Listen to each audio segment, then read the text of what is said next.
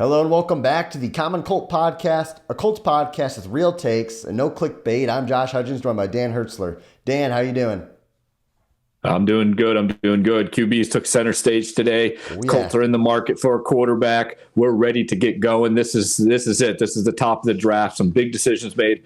Josh, what were some of your impressions on some of these quarterbacks? Well, I think for everybody, Anthony Richardson was the guy who stole the show. He jumped out of the building. He ran a 4.43. I mean, his stock definitely went up today, which, in my opinion, was a little expected. If Anthony Richardson's athleticism didn't show today, I think that would have been bad news for him. What do you think?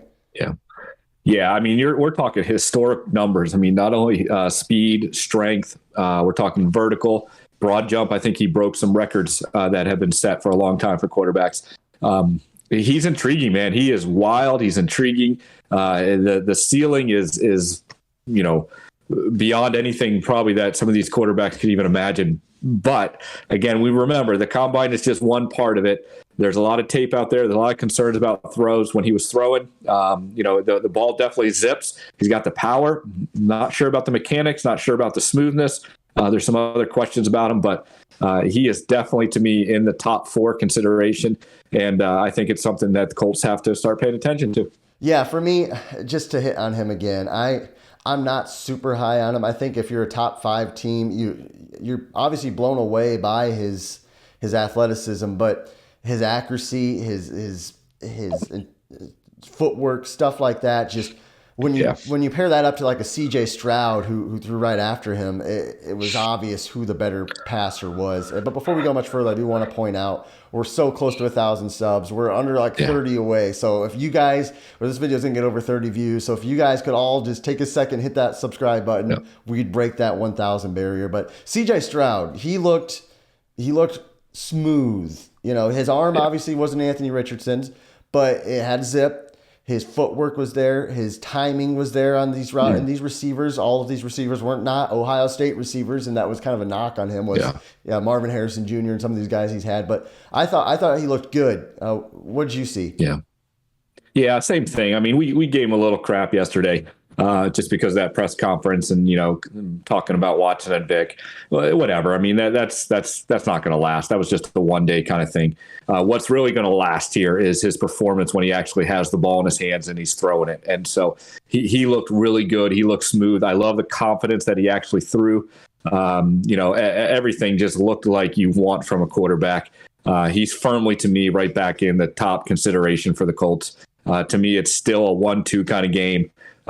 Between Bryce Young and Stroud, but it was good. I was impressed. I think his stock went back up yesterday. That's just going to be forgotten now. Yeah. Obviously, Stroud did have the comments on Vic and Watson's play style. Said he looked up to him, and that did get some Twitter blowback. So we had to talk about it. But it was interesting. Twitter just they explode over anything anymore. That's just the social media age we live in, I guess.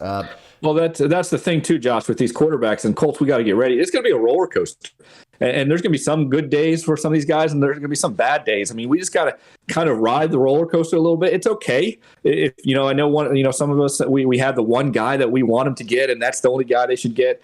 I don't think Colts fans should be locked in on one guy. I think we should look at all 4 of these guys. Try to evaluate them, look at them, try to keep an open mind to all 4 of them, because I think all 4 are legitimately on the table. Yeah, for me, when I look at it, obviously, Bryce Young is my number 1 guy. I'm going to say it's Bryce Young 1A and CJ Stroud 1B right now. And Bryce Young didn't throw today. Didn't really do much today, to tell you the truth.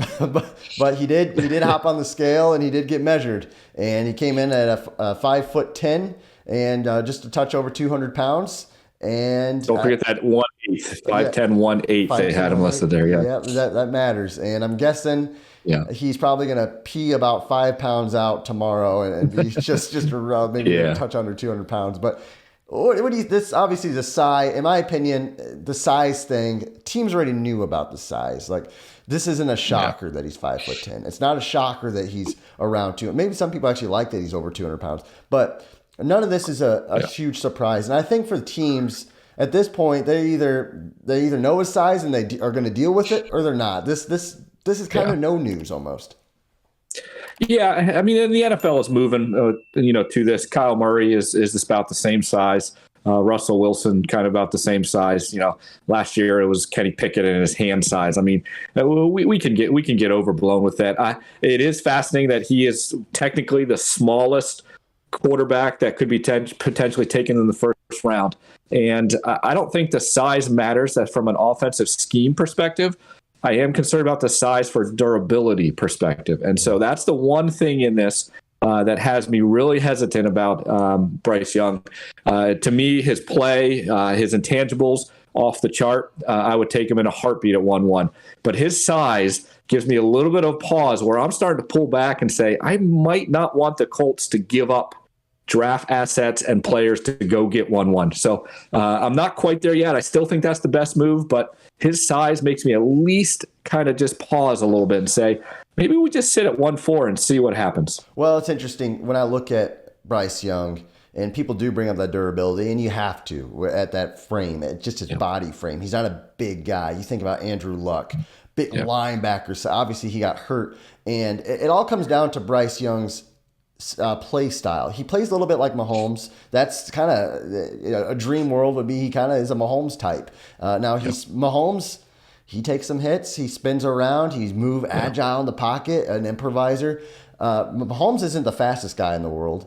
Bryce Young, probably is going to run like Mahomes if speed wise, but it's all about getting down. We as Colts fans, we've seen with Peyton Manning. You can just kind of fall with the sack, and I think if he's coached into what we hoped Andrew Luck would do, which is avoiding the big hit, not trying to outmuscle guys, I think some of that can be avoided. But it's hard to deny that this guy sitting at 200 pounds, 5'10", is going to at some point get blasted by a 310-pound defensive tackle, and we're probably going to cringe as he's kind of dusting himself up. But hey, the NFL's changing. Rules are changing with how these quarterbacks are hit, and if a quarterback that's this small is ever going to make it, it might be in the modern NFL. I mean, it's a quarterback protected league right now.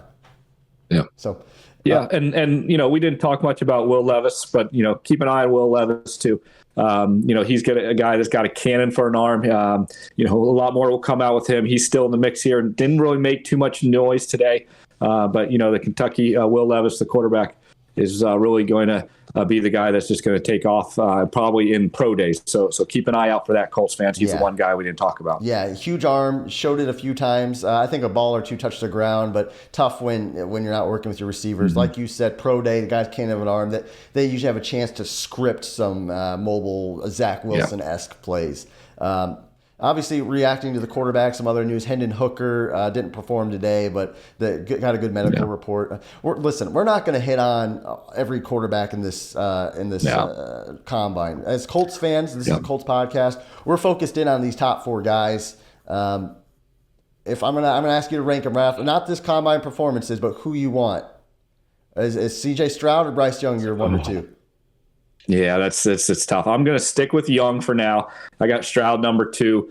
I got Anthony Richardson number 3, and then Will Levis number 4 right now. That's my order. But the biggest news for me is I'm thinking let's maybe not give up draft capital to move up. Maybe we should stay at 1-4 and see what happens, because I think some of these guys aren't separating themselves, and maybe I'll take any one of the 4. Yeah. Well, we'll see. We'll wait to the pro day. Obviously, that might, some of these guys might have a chance to show off some of their traits. I'm Bryce Young 1A, CJ Stroud 1B, and then after that, I might be trading back. I'm not sold on Anthony Richardson at number 4, and I'm definitely not sold on Will Levis at number 4. I'm not high on Will Levis. It seems high. That seems high for both those guys. So I would consider trading back, actually, if neither of these guys can be had, the top 2. So guys, let us know what you think. Make sure to subscribe. We're so close to 1,000. Comment what you thought about the performances today. And until next time, thanks for watching the Common Colt Podcast.